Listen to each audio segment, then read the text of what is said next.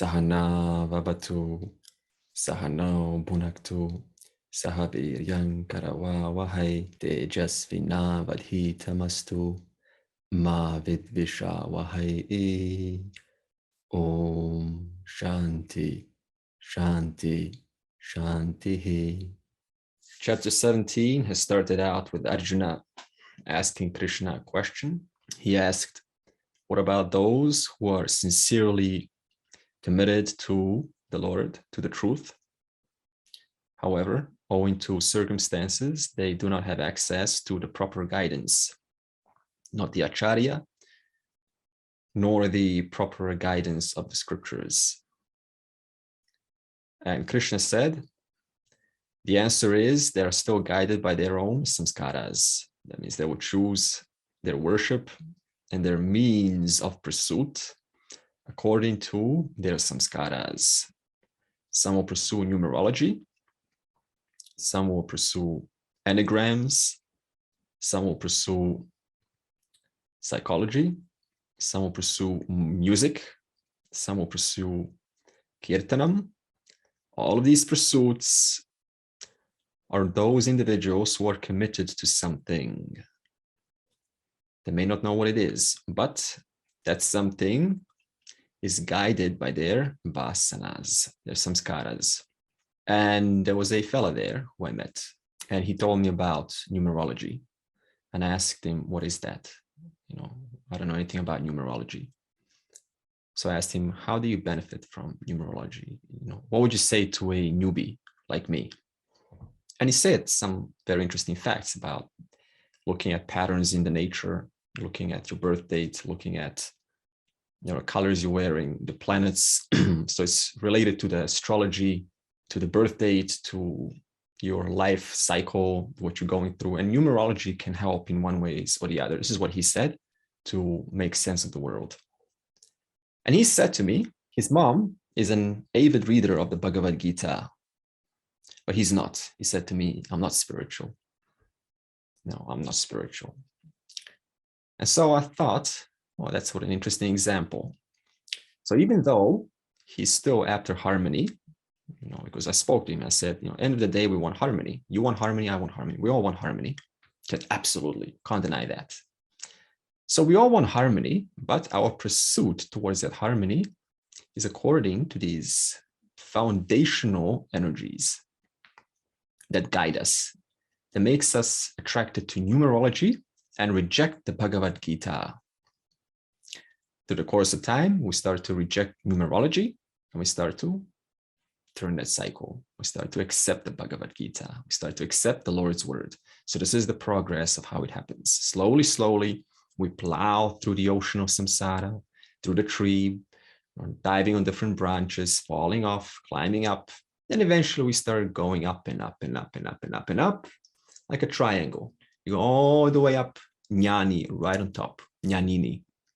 The one who has gone through all of these things like numerology and anagrams and personality profiles and psychology, seeing through it all and looks from the top down as if and recognizes he's not interested in the infinite amount of objects within the universe because there's so many to analyze, but rather looks at the foundation on what are all of those objects resting upon.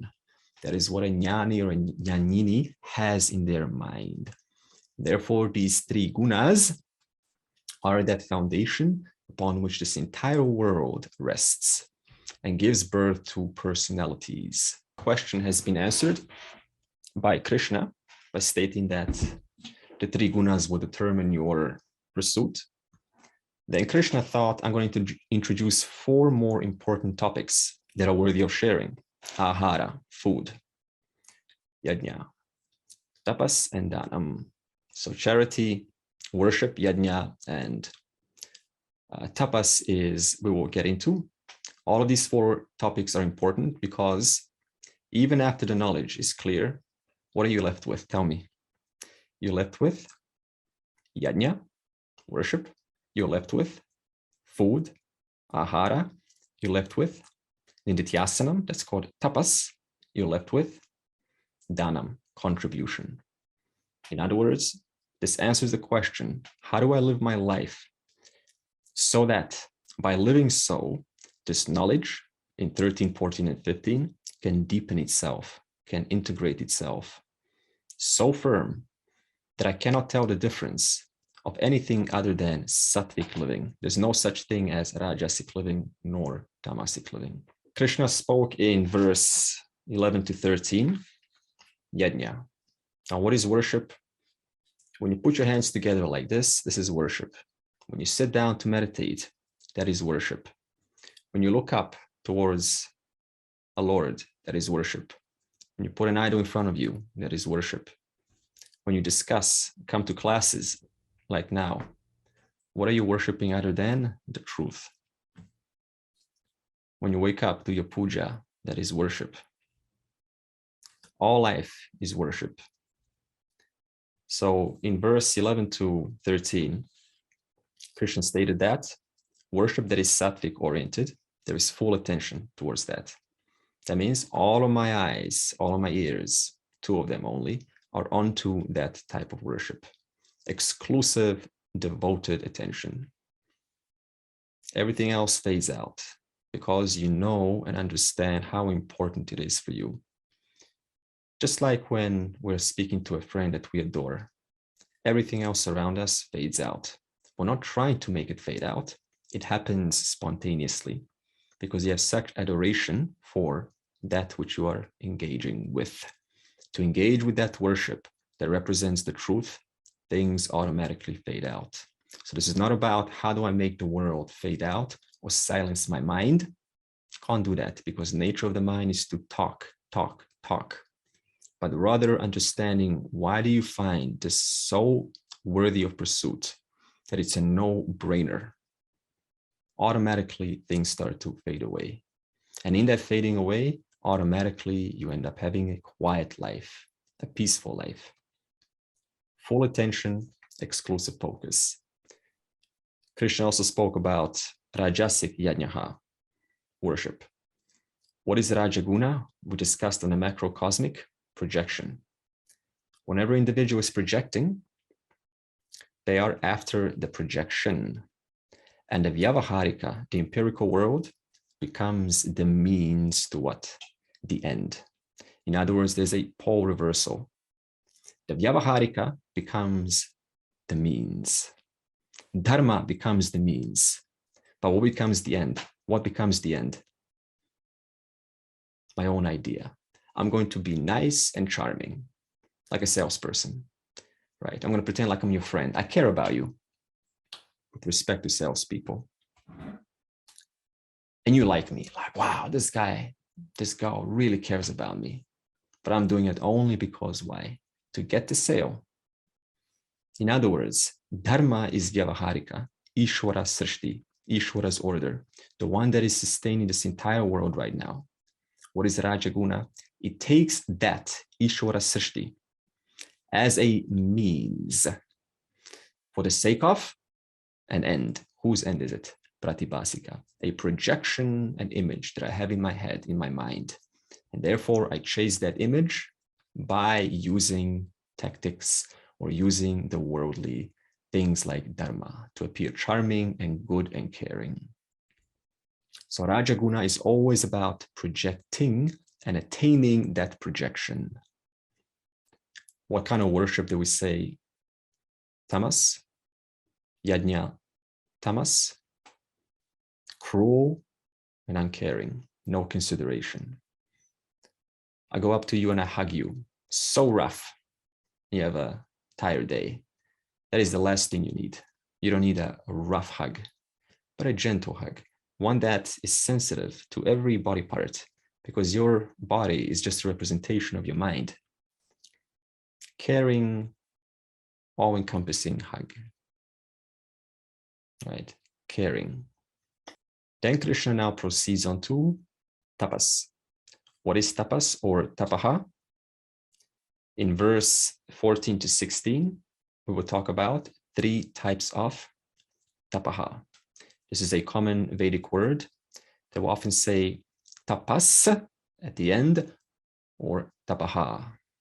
More accurately, if you decline that, it is tapaha. Tapas is just stem form. The word tapas has two definitions. We have to understand them so we don't get confused because they get interchanged in the Gita, in the scriptures. The first one is willful self-denial, deliberate self-denial. Why? Why would you want to deliberately self-deny those things that you otherwise say yes to? Maybe so that you can cope when things are not that you like are not present, like involuntary not present. So you can basically, so you can cope with hardship. Excellent, excellent. Yeah. Good. So think about it this way. If I cannot even say no to gross things, to gross subjects in my environment, like a wine or music, how am I supposed to say no to something that's even subtler, like a thought? So number one, willful self-denial, deliberately saying once in a while, no. What are we saying no to? Those things that otherwise we would say yes to, that are pleasant. Again, this is not about suppression. This is about seeing how well trained are you after all of this. If I can't say no to a gross object, how will I say no to a subtle thought that is a lot harder to pick up, a lot harder to say no to? The second definition of tapas or tapaha is absolutely anything that fine-tunes the body, mind, intellect. You want to do a japa, that is fine-tuning the mind, silencing the mind, that is tapaha. Want to do meditation, that is fine-tuning the mind. You want to read some scriptural texts, that is fine-tuning the mind. Want to do some meditative poses, yoga asana, that is fine-tuning the body. Want to come to class, that is fine-tuning thinking, perception. Tapas, tapas, tapas, all throughout. So first definition of tapas, would like someone to give me two definitions, please. Saying no, the things that we desire, and fine-tuning the mind with activities like meditating, yoga, or reading scriptures. Wonderful, Gakur. So I want to go back to number one. Why would you say no to something? Because saying no to something allows the buddhi to create some space between that which I want, it's called a desire, a mere thought, a samskara, and the witnessing, the relative witness, we call it the ahankara. As long as I'm unable to say no, one cannot tell the difference between the ahamkara, I am, and the desire. There's no space in between them. So by saying no, we create a little space in between the witness and the object. Therefore, we're able to see it for what it is. We're able to be accurate about our descriptions for what it is. Therefore, we are more clear about life circumstances. Okay? Taking that object out and seeing it for what it is. 14 to 16 that we're about to embark on now, Krishna is going to categorize these tapas according to the instruments. What instruments? Vachikam, kayikam, manasam. Physical, verbal, mental.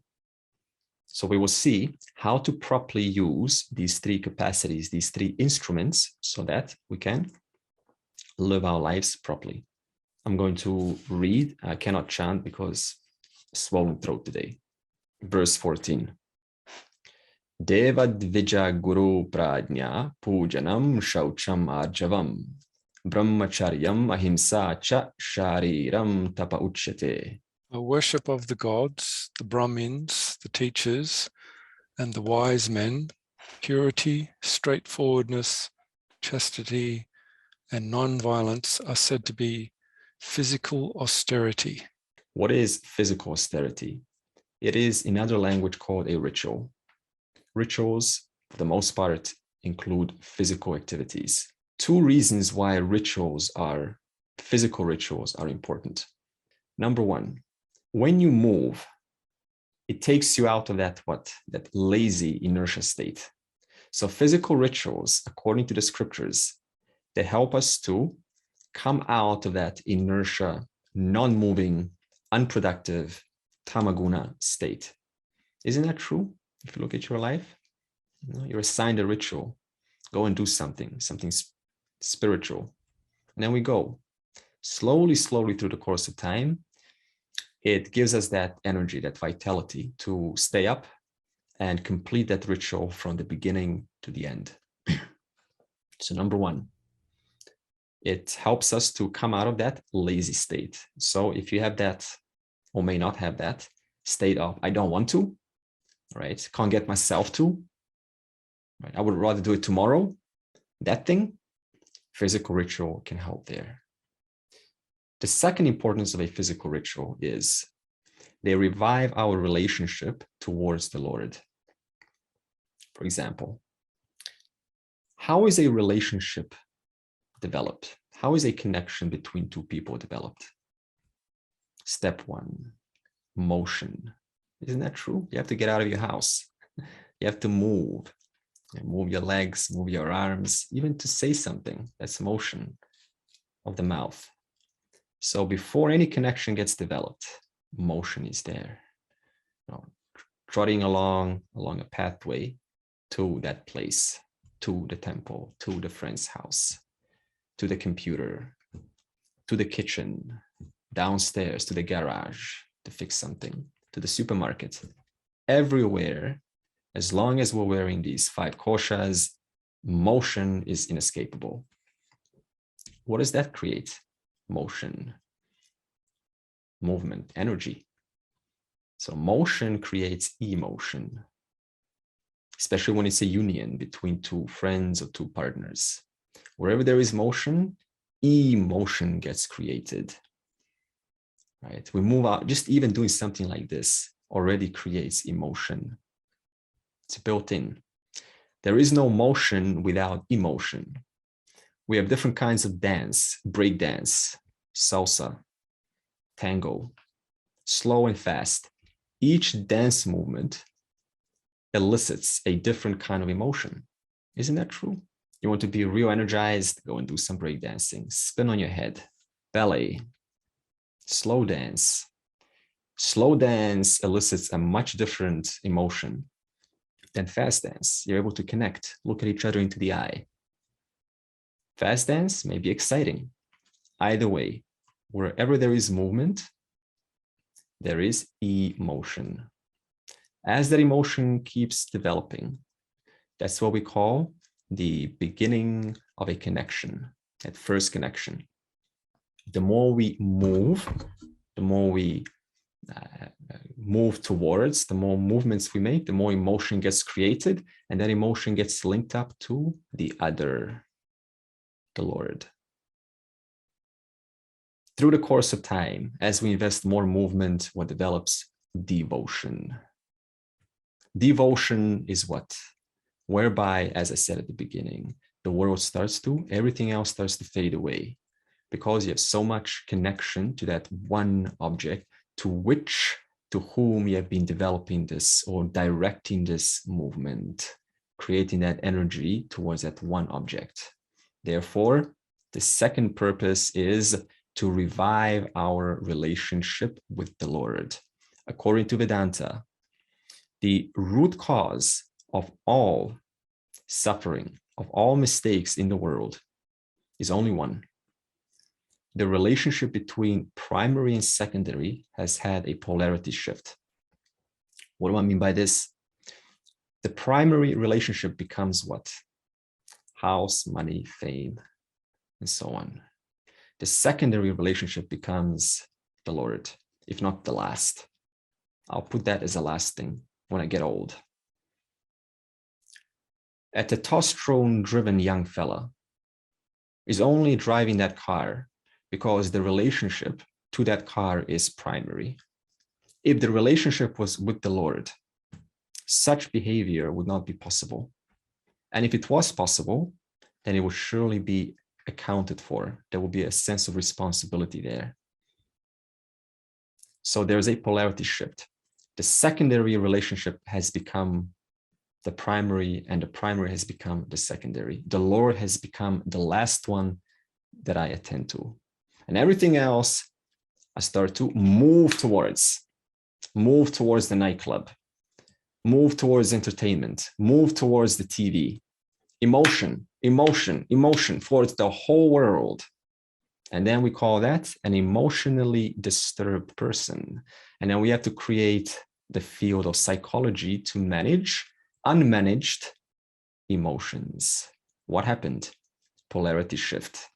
I've been developing movement towards all things but the Lord.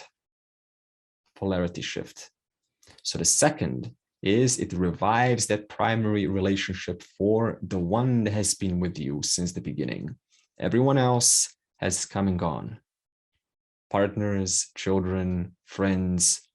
We have had many of them in previous lifetimes. Here we are again, having new ones. But all throughout, there's only been one strength, one support, one foundation, caring for you, holding you, guiding you gently. That has been Bhagavan. And therefore, the physical ritual revives the relationship with the only friend you have ever had, at least from the standpoint of the jiva. And therefore, we ask that friend, help me, guide me. And friend hears you, and a friend gladly answers. That's how friends are. When a friend is called, the friend answers. 2 purposes of tapas established. Okay. Now the verse is going to talk about a few terms. Shaucham, Ajavam. Before I go into that, what are some ritual examples in culture? Christmas, that's a ritual. Let's go, let's move. Let's take a trip to our friends. Ramadan, that is a ritual. If it's not going to be done by the person, the culture will enforce it, because the culture knows the person gets too busy to do any of this themselves. So we will do it for you. We will give you a few things to abide by. Shivaratri, Diwali, Ramanavami. All of these are rituals. Companies nowadays even produce rituals. Employee get-togethers once in a while. Why? Because it preserves the health of the employerhood, of the employeehood. It maintains that relationship. Google was one of the first ones, according to my knowledge, to implement this. Their Googleplex, very funky and creative. People sitting on yoga balls, colorful, stimulates the mind, because they know you need to engage the person, make them move. An emotion gets created, and that emotion converts into an intellect of higher thinking. So all rituals in this world, in culture, are for that reason alone. Bring back that relationship to the primary one. Then the verse talks about Shaucham. What is sattvic physical tapas look like? Shaucham. Before doing any kind of tapas, it is clean. You're sitting on a clean yoga mat. You're sitting on a clean carpet, wearing clean clothes. The body is well preserved. It is fed in a comfortable position. The external is clean. The internal is also clean. Primary. Second, arjavam, straightforwardness. This is whereby the physical actions comply with your thoughts. If your thought says, I'm going to meditate for 10 minutes, your physical actions follow, and they meditate for 10 minutes. Even if, say, and I want to go, this is too much, stay 10 minutes. Again, this is tapas, willful self-denial, saying no to your own inner voice that says, I want to do something else. This is not working. It is not my day today. That voice knows no boundaries. Arjavam, straightforwardness. Another example is being punctual. And if one is not punctual, because that is a physical movement, then one gladly states it. I cannot come today. Arjavam. Their physical actions comply with their thoughts and their emotions. There's a union there. I can't come, I'm going to notify you. Brahmacharyam is often interpreted as, in different cultures, celibacy. This is a personal choice. It does not affect the intellect in any way. Brahmacharyam simply means it is not about denying physical touch, physical sensation, physical enjoyments. It's got nothing to do with that. If that is your choice, if that is important for you, that is important for you. No one has the right to prevent that. Physical touch. Babies without physical touch die, wither away. Physical touch is incorporated into the human psyche. We are tribal. That's how we survived together. At the same time, Brahmacharya means, remember this, it is only one kosha you're dealing with. It is not the only, the Annamaya kosha, the most external. Keeping that in mind, go and enjoy yourself. Simple. No need to deny anything. Ahimsa, this is physical. Tapas, remember, is gently handling things. Gently handling how you pick up a hammer in a garage. What does a hammer have to do anything with tapas? Everything. How I pick up one thing is how I pick up other things. How I deal with one thing is how one deals with all things. So being gentle and mindful, how we hold a cup, how we hold anything in our hands, how we put down a book, how we pick up a banana, how you peel a banana. A little bit extreme, isn't it? No, it's not. A gentle mind deals with things gently, not just with a hammer, but also with a banana. Sometimes I've seen these YouTube review videos, right? And the fellow will have a camera pointing towards the device, and he's handling this device with his hands and throwing this device, just the way they turn it and put it down and pick it up. It's like, wow, the handling speaks louder than the device, than the entire review. This is revealed through movements. We stated last week, you can tell a lot about a person through inference. How one deals with a simple gadget tells me a lot about them, how they will otherwise deal with many other things, not just the gadget. Verse 15. Anudvegakaram vakyam satyam priyahitam chayat swadhyaya bhyasanam chaiva vanmayam tapa uchyate. That speech which is not harmful, which is truthful, pleasant, and beneficial, and the regular study of the scriptures are said to be verbal austerity. If verse 14 was physical, verse 15 is vachikam, verbal tapas. Can you imagine human buddhi without vak, without speech? What would that look like? No speech in this world. There's no principle of communicating through words. If that was the case, everything you would have to learn by yourself. Because how do we learn? We learn through words, exchange of information. You say something, I listen. But I need to hear someone who's able to use their vak. And whenever something comes out of the mouth, is that intelligent? If it's a teacher, yes, it is intelligent. You cannot imagine a buddhi without vak. They are literally interconnected. If I just say to you, even if you do not know all languages in the world, your intellect can still tell there was an unintelligent vak. Why? Because our buddhi is designed to identify intelligence from non-intelligence. Isn't that amazing? In other words, when we speak intelligently, that reflects the intelligent buddhi. When our buddhi is intelligent, we speak intelligently. A world without vak, without speech, there will be no moksha possible, Because moksha is entirely a shabda pramana. Yes, it is words, but the words are nothing but what? Transcriptions of that which was oral. No speech, no moksha, no salvation, no freedom, no learning, nothing would be possible. Now think about this. Vak is a gift. That is called Bhagavan's gift. That is the privilege of being in a human body. An animal, an insect, a fish does not have this privilege. As soon as that subtle body gets born inside the human body has the voice box and has a brain intelligent enough to let through enough of that subtle body through so it can exercise Vak.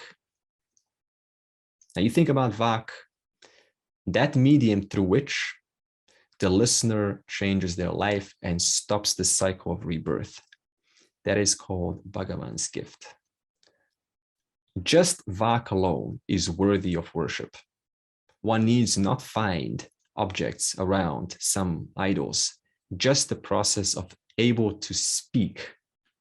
That is Bhagavan's gift, without which everything you and I would have to learn from the beginning. I could not go up to someone and say, hey, how do I peel a banana properly from one side or the other side? How do I create a house?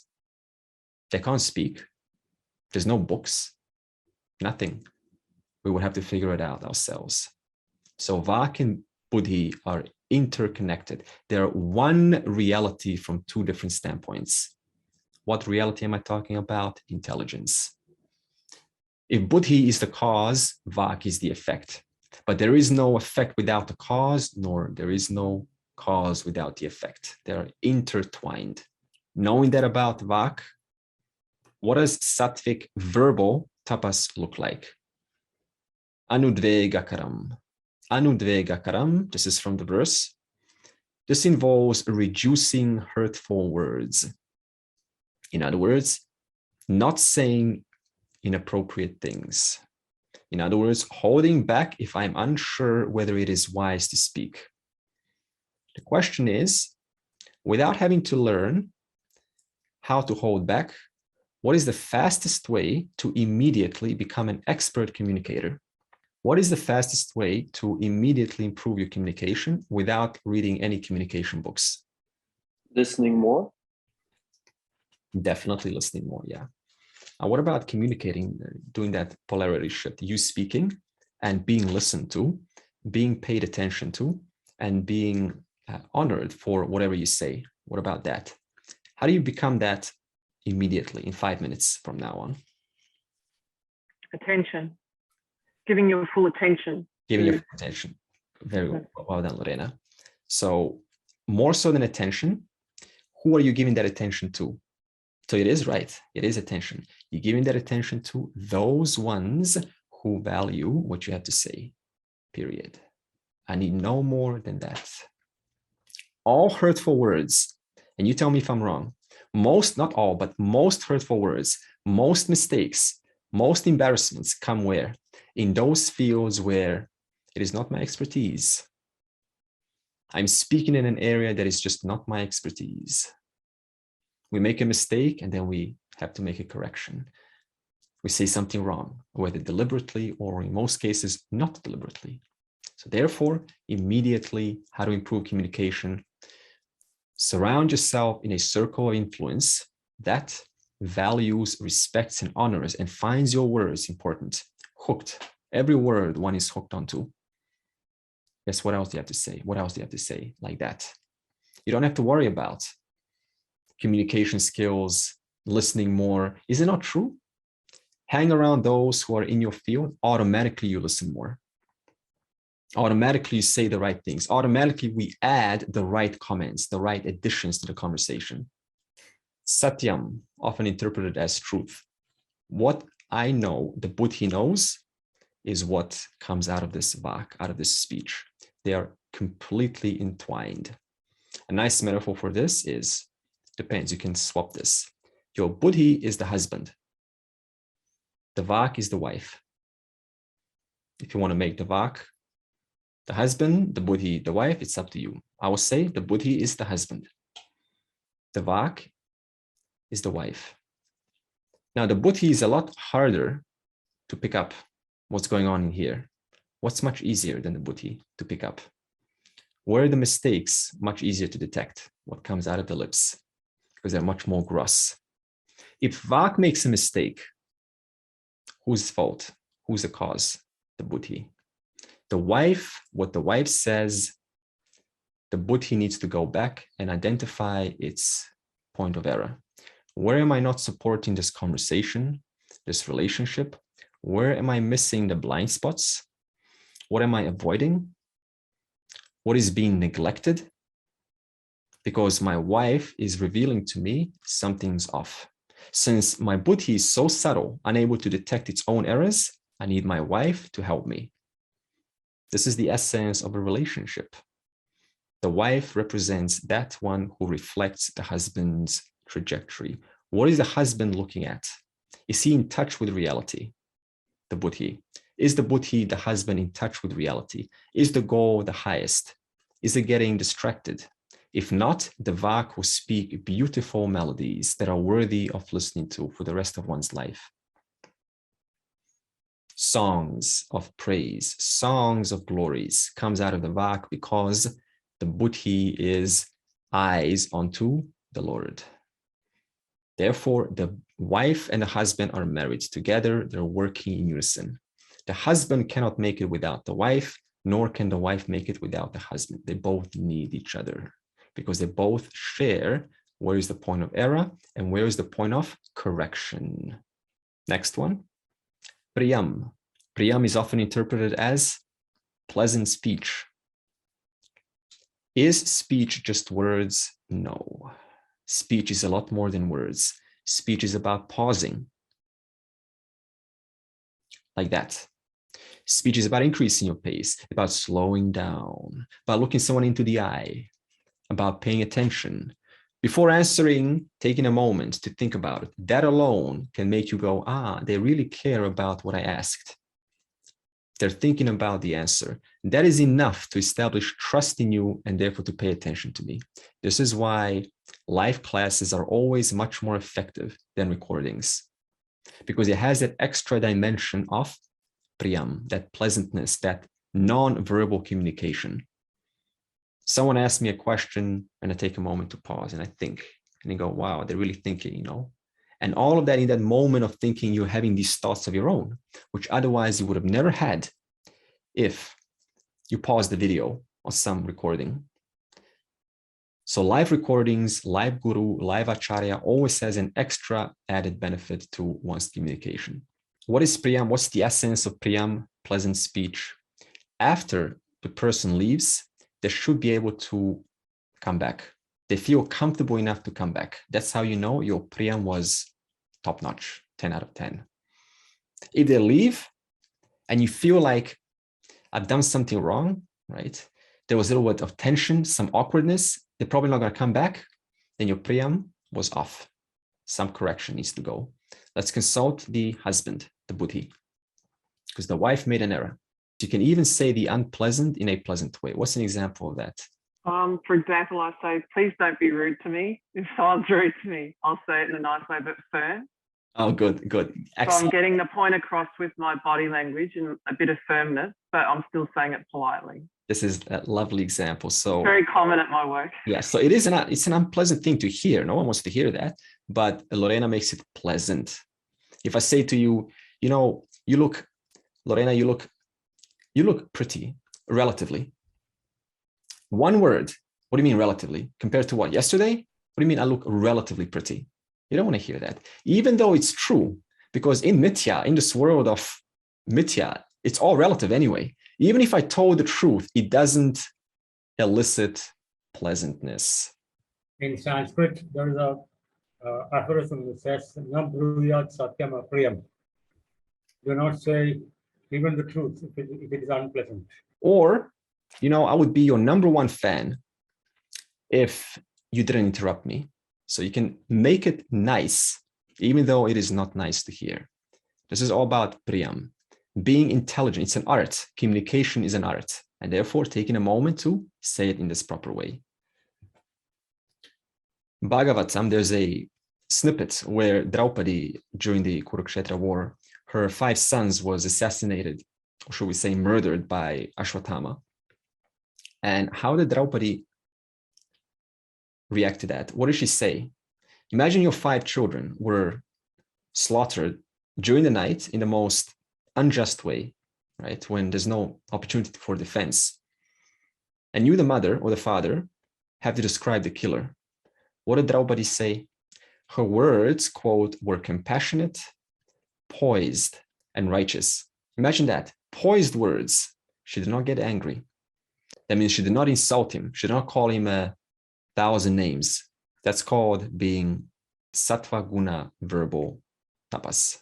And what is one way to know this kind of reaction, to have this kind of reaction? Remember this. Everything is born ignorant. You and I are born ignorant. Everyone in the world is born ignorant. Is that not true? Avarana Shakti, Maya. Veiling power covers everyone's minds, all born ignorant. Therefore, we have to learn the basics of the basics. Because of those basics, we make the most basic mistakes. And because we make the most basic mistakes, we do such heinous acts like Ashwatthama has done to Draupadi's 5 sons. Through that alone, I can understand this person deserves some compassion. They were born ignorant just like I was. No one invented ignorance. No one said, I want to be born ignorant and commit sins. No one does that. Do they?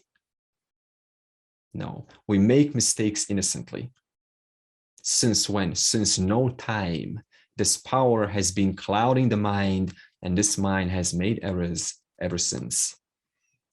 Through that understanding alone, I can find at least 5% more of empathy and compassion and be poised towards describing heinous acts.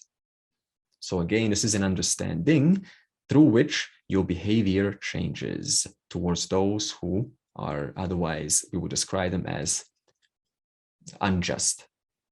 Hitam, beneficial.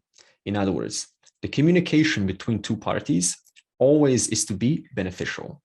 So I met this lovely fella at the party, and he told me about numerology. And as I said, I do not know anything about numerology, but it doesn't mean that I just listen there and say, yeah, wow. No, I asked it. Okay, wait, pause. What would you say if you could, to a newbie who wants to get a good impression about numerology, how would you describe such a science to him in such a way that he can start to use it and benefit his life? In other words, through my question, I was leading his conversation, which started to be more of a theory, which I couldn't relate. So it is up to you, the listener who knows nothing about the topic, to redirect the conversation to make it more down to earth, that we can actually benefit from this. Like this, Hita means not only is the educator imparting useful knowledge, but the one who may not know so much, they can also redirect the entire conversation. How? Through proper questions. Would someone like to summarize for me what is hitam? Hitam vadam. Maybe it's taking into account the other person and their feelings and so on. This is lovely put, David. This is very good. So you're watching their little body language signs. You can even watch their skin tone, their skin color, their eye dilation. Is it pupil dilation? Is it contracted? Is it expanded? All of these small signs can reveal some indicators. How is the person paying attention? Are they looking away? Oh yeah, okay. Are they looking away? Change the topic, right?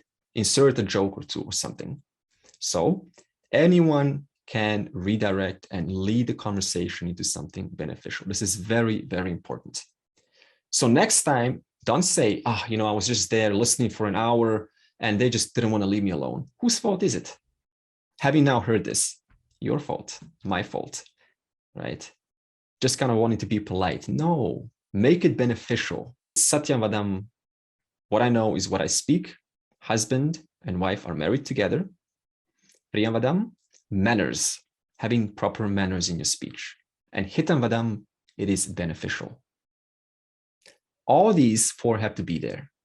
Paramarthananda tells a nice joke. He says, The father-in-law was asking the man, do you have any bad habits? Do you smoke? No, I don't smoke, sir.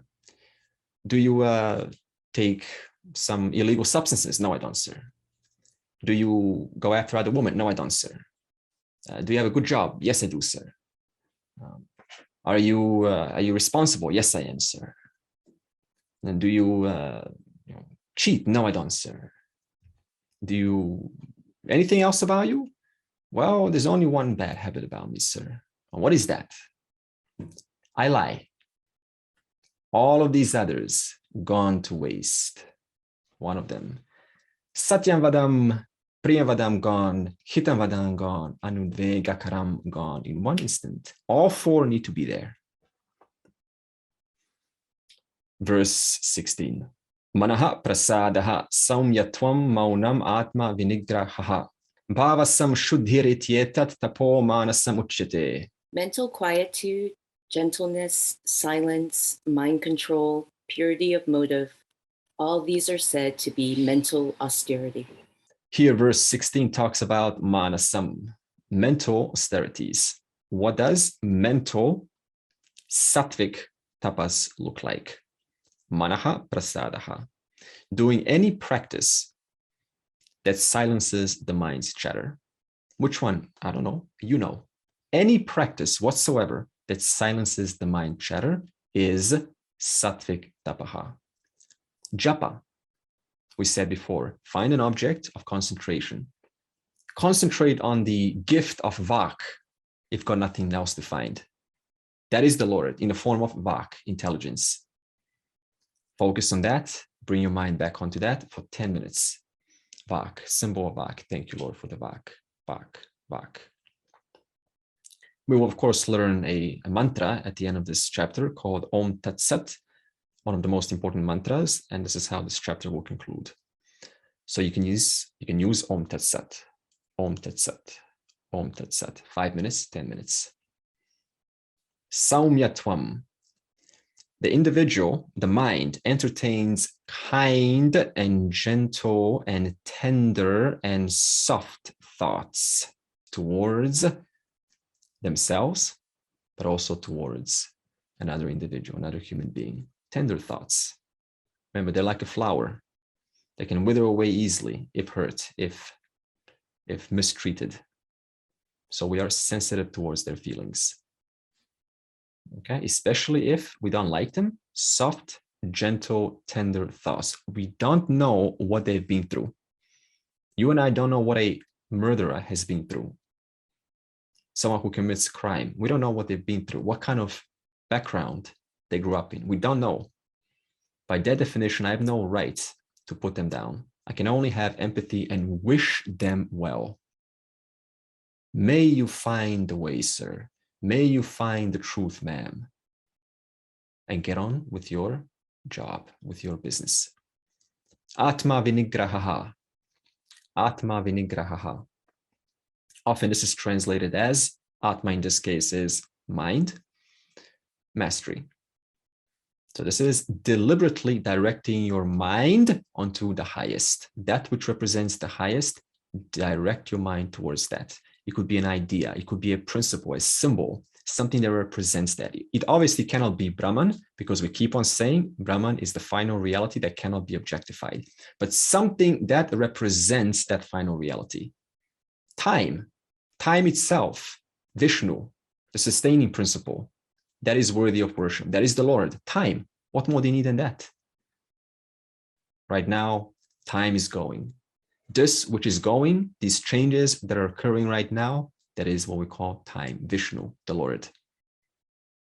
Destroying the old moments, bringing the new moment, sustaining it right now, gone. Next moment comes. Brahmaji, Vishnu, Shiva, the destroyer, destroys the old moment to give way for the new, only for that new to be destroyed and the new to arise. It's happening right now. That is worthy of worship. Bhava samshuddhihi. This is purity of intention or motive. Okay, so that means before going to any kind of tapas, any kind of body, mind, intellect refining protocol, as we started out this conversation, What is my intention?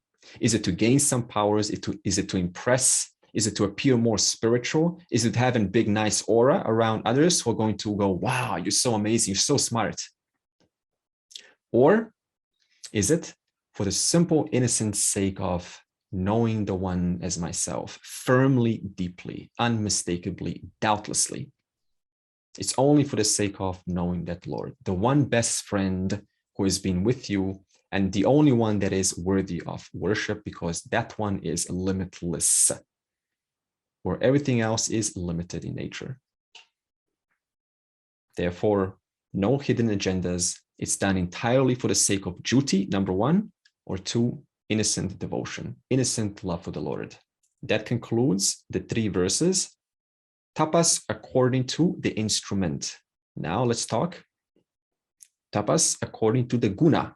The way that this can be interpreted is, depending on the guna composition of the person, the following tapas will ensue. So if the person is sattva guna, then they will have a pure tapas. But also, suppose one is not sattva guna, they can use an example of what sattva guna tapas looks like and aim for that. So it is a twofold benefit here. What is the meaning of manaha prasadaha in this sloka 16? Manaha prasadaha, so in other words, the gift that is given to the mind through the practice of the tapas, the benefit, the reward. Verse 17 to 19, the title being 3 tapas according to guna.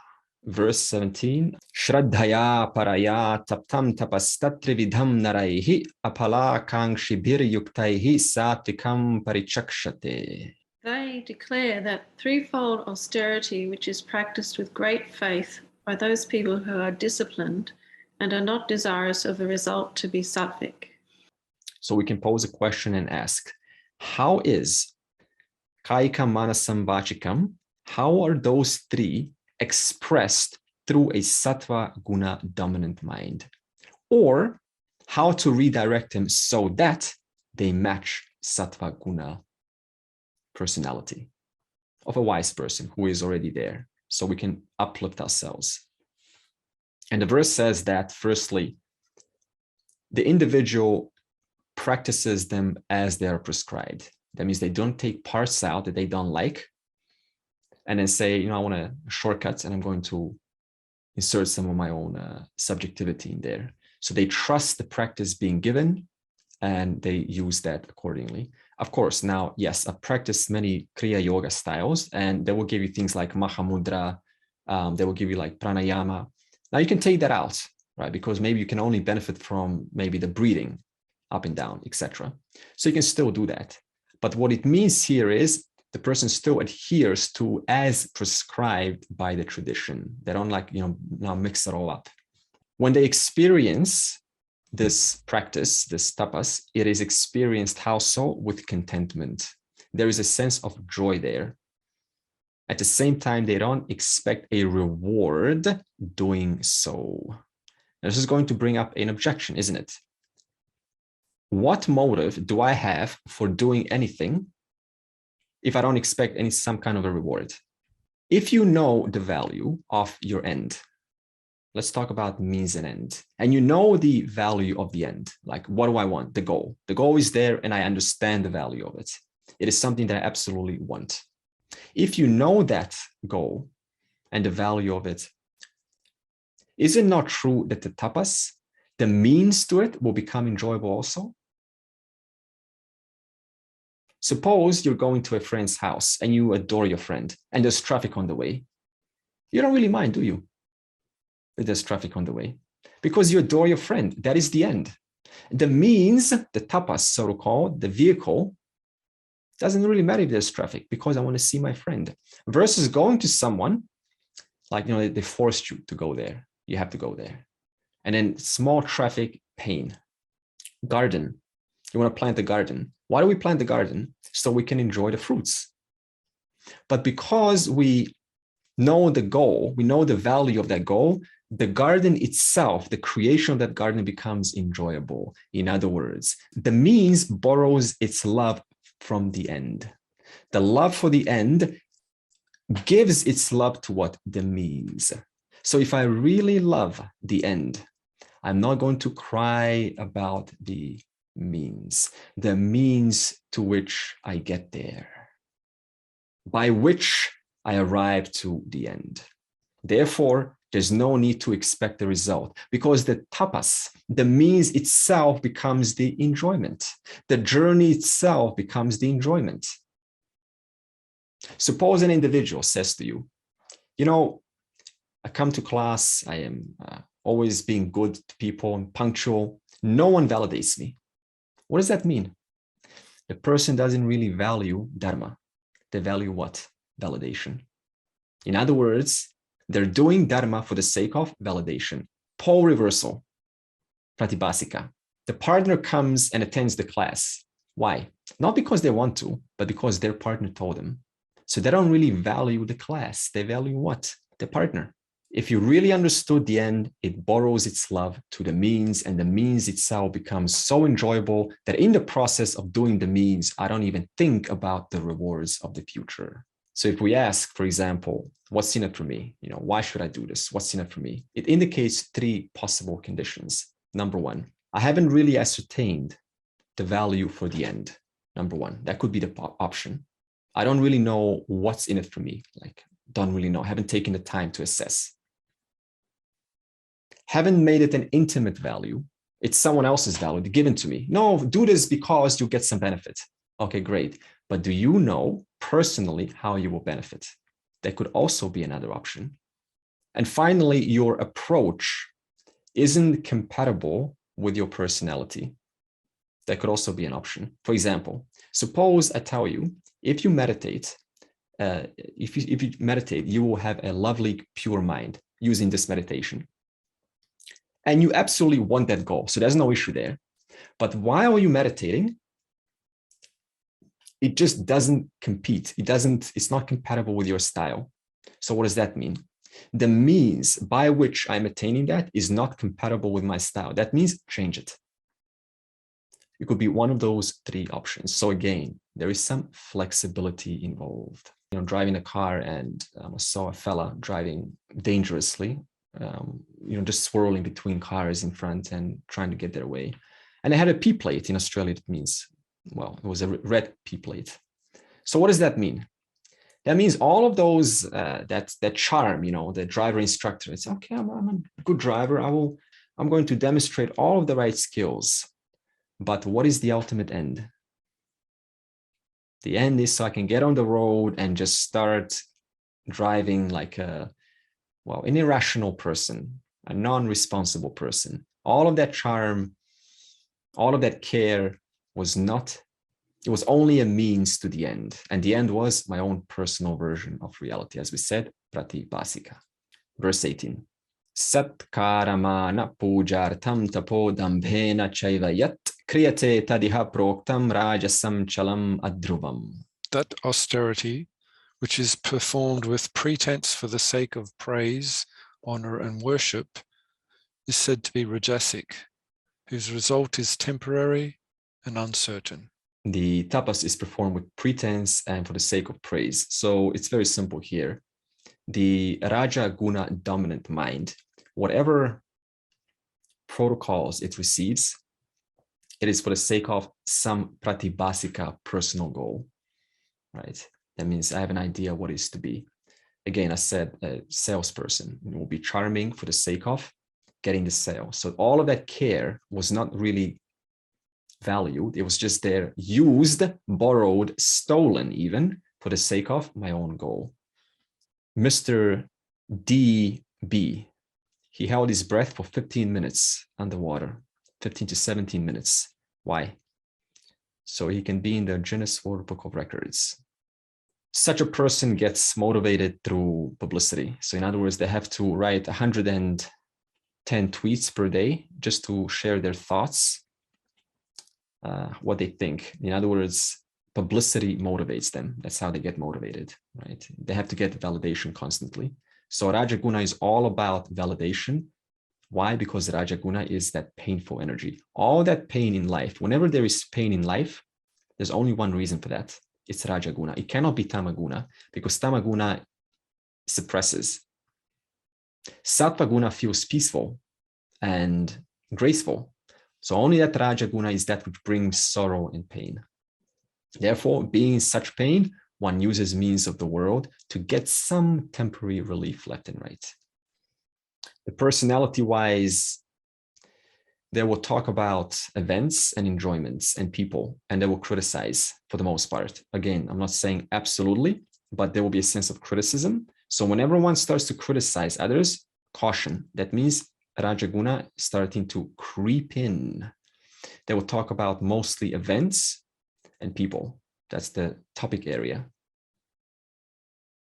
Whereas Sattvic person, what do they talk about? They talk about noble concepts. They talk about ideas worthy of listening to, something educational.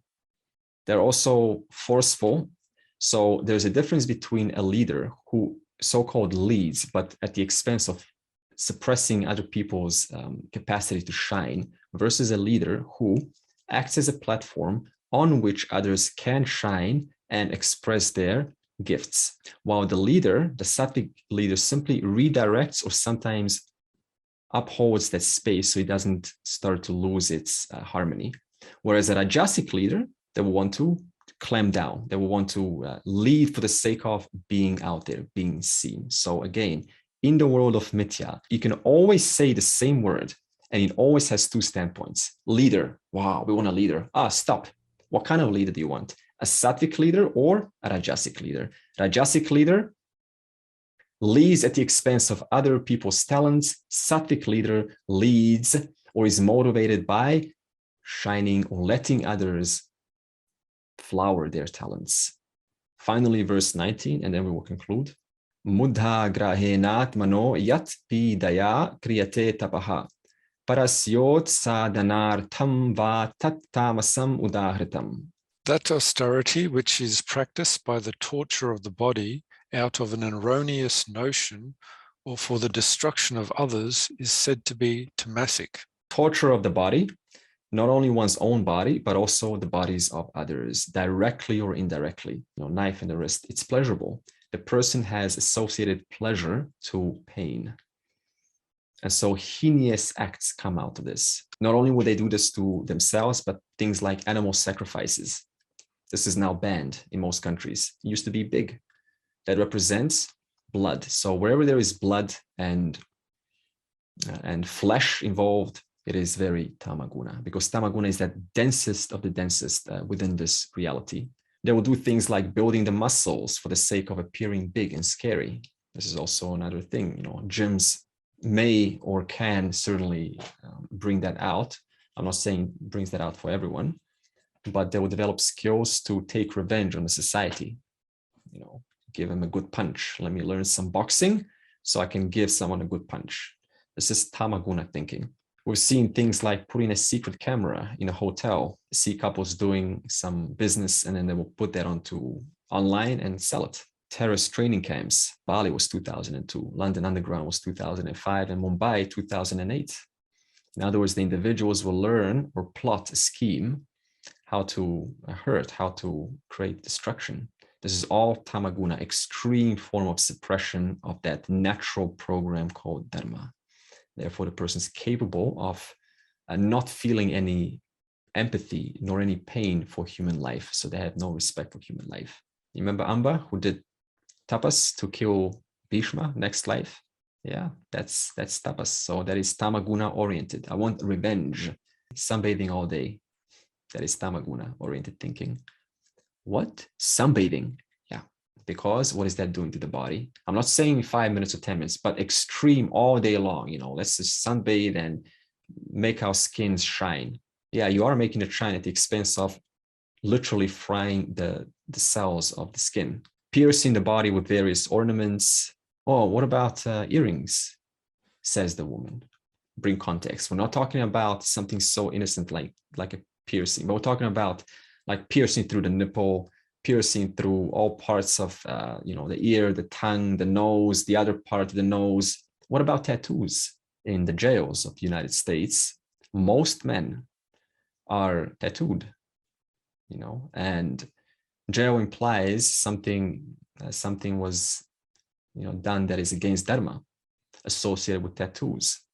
So tattoos today are a thing, and it's torturing one's body, exposing one's body to pain and laser for the sake of future benefit. So again, we can see how this tamaguna operates through these innocent, so-called culturally accepted norms. Yes, the energy has come down. Well, Krishna has talked about Sattva-guna, Raja-guna, and Tamaguna. So let's bring the energy back up. So if there's a few takeaways before we close, we're talking about, first of all, the importance of physical rituals. Now you know, reviving that relationship through movement. Start to move in the direction of that one who supports your goal, who supports your vision, who supports your view and perception of an understanding of reality. Move towards that one. And second of all, sattvic tapas involves anything that is in the nature of selfless. It is a duty. It is for the sake of the Lord, not agenda. So these two takeaways we can have. Sarve bhavantu sukhinaha, sarve santu niramayaha, sarve bhadrani pashyantu, ma kaschid dukkha bhag bhavet. Om Shanti, Shanti, Shanti.